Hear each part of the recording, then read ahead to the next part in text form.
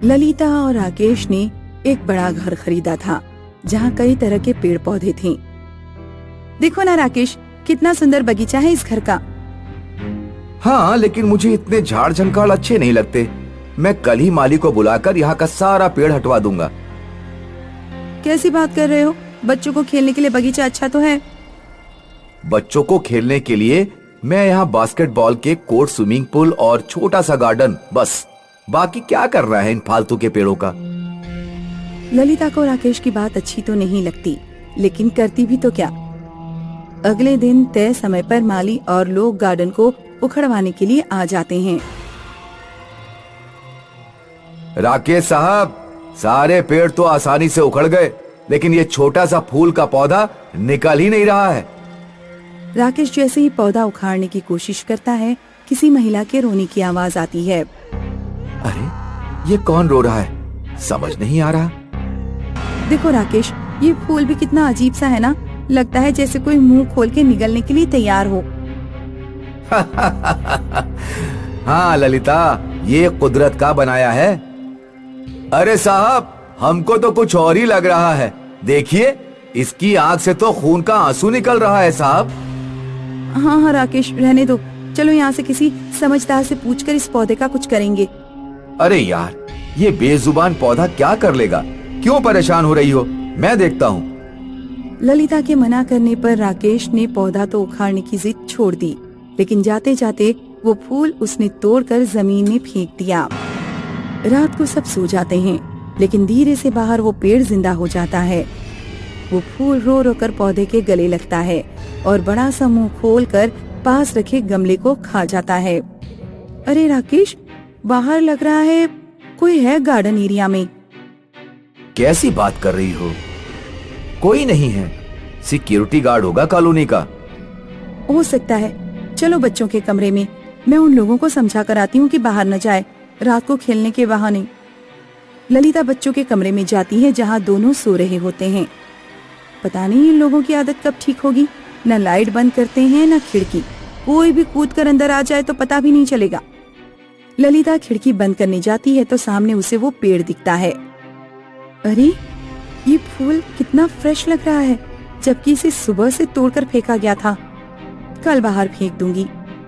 ललिता खिड़की बंद करती है और चली जाती है, लेकिन आधी रात को बच्चों के कमरे की लाइट अचानक जल जाती है और फूल बड़ी बेटी के सर के पास उसके आधे सर को अपने मुंह के अंदर लेकर उसे निगलने ही वाला होता है कि बच्चों के कमरे का दरवाजा खुल जाता है। ओहो, ये ललिता भी ना बच्चों के कमरे से होकर गई, लेकिन लाइट नहीं बंद की। फूल गायब हो जाता है। ओह, ये शंकर भगवान की फोटो उल्टी कैसे हो गई? राकेश बच्ची के सर के पास फोटो सीधा रखकर चला जाता है। फूल फोटो के कारण बच्ची के पास नहीं आ पाता।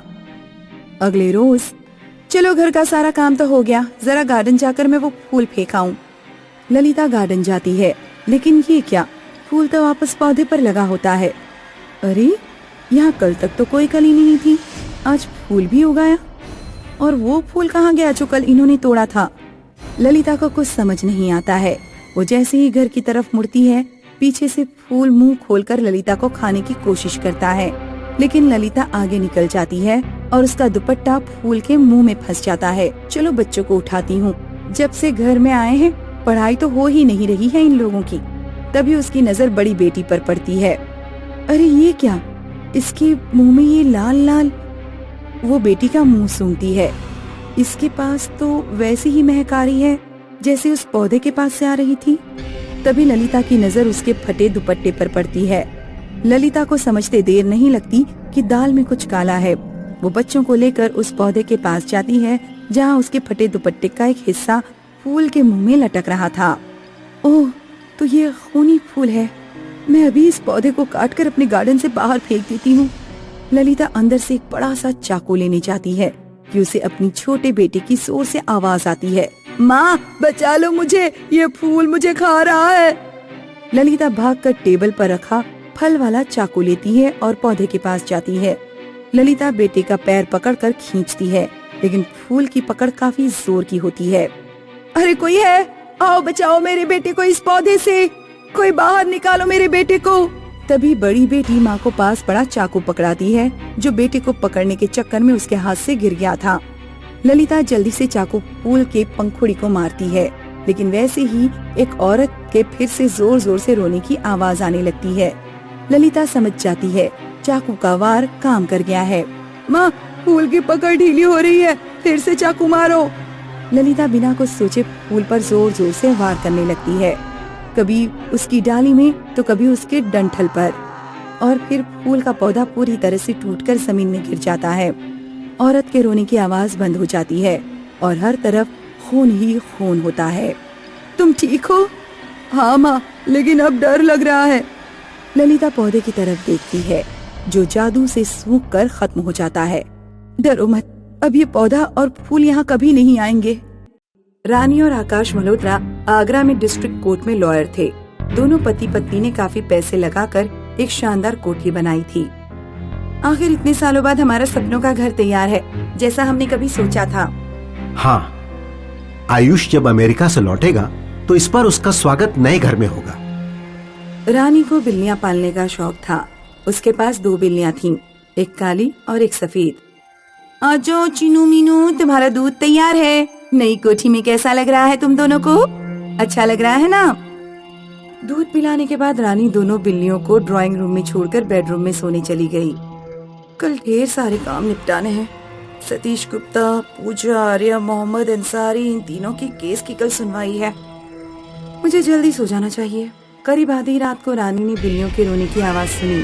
आज ही चीनू मीनू को क्या हो गया है? वैसे तो ये इतना शोर कभी नहीं मचाती थी। रानी जब ड्राइंग रूम में पहुंची तो उसने देखा काली बिल्ली मरी पड़ी है और सफेद बिल्ली रो रही है। हे भगवान, चीनू को किसने मार दिया? आकाश, आकाश! क्या हुआ? देखो तो जरा, हमारी चीनू मरी पड़ी है। आज इस कोठी में हमारी पहली रात है। मैंने नहीं सोचा था कि हमारे इस कोठी में ऐसा एक्सपीरियंस रहेगा। घबराओ नहीं, हो सकता है कोई आवारा कुत्ता चीनू को मार कर चला गया हो। मुझे कल दिल्ली निकलना है, मैं सोने जा रहा हूँ। अगली रात आकाश घर पर नहीं था। रानी ने सोते समय सफेद बिल्ली को बेडरूम में टेबल के पास बांध दिया। रानी को नींद नहीं आ रही थी। वो बार बार आंखें खोलकर बिल्ली को देखती रहती थी। रात के 1 बजे रानी की आंख लग गई। बिल्ली के शोर से रानी की आंख खुली। रानी की चीख निकल पड़ी जब उसने देखा कि मीनू की गर्दन कटी पड़ी हुई है। कमरे के दरवाजे पर रानी ने किसी की परछाई देखी। कौन है? कौन है वहाँ पर? रानी बेड से उठकर धीरे धीरे परछाई की तरफ बढ़ी। उसने देखा कि कमरे से बाहर एक चुड़ैल खड़ी है। चुड़ैल की आंखों में लोहे की सरिया घुसी हुई थी, जो पीछे उसके सिर के आर पार जा रही थी।